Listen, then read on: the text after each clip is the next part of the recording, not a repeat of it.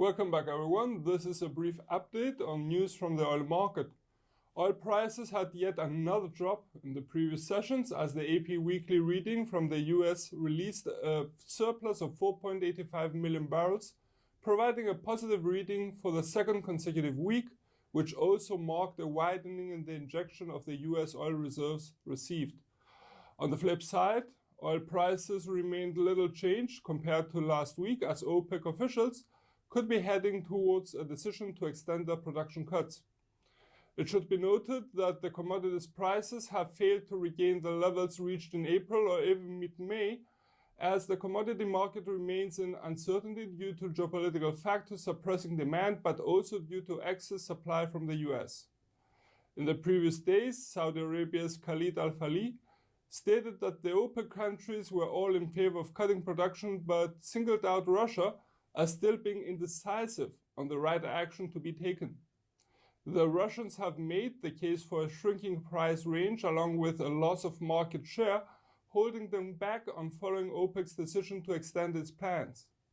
So in our opinion, the decision to cut production levels and change course is a very difficult decision to make and may require thinking outside the box to make best use of it.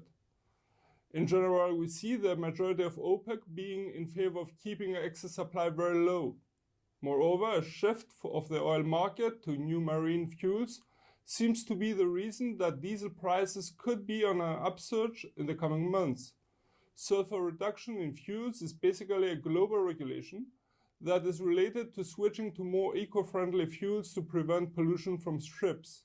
This is part of Maripol Convention, and ships must switch to decreased sulfur content of fuels by January 2020.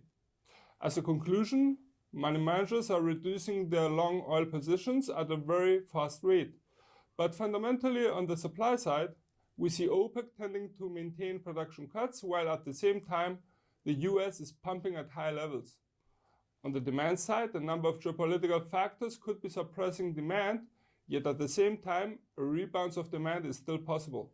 Due to the high importance of the upcoming OPEC meeting, IronFX will be preparing a special video report before the event takes place. For more information and trading ideas, you can visit our webpage, follow us on Twitter, like us on Facebook, or subscribe to our YouTube channel. This is Peter Yusuf from IronFX, wishing you solid trading.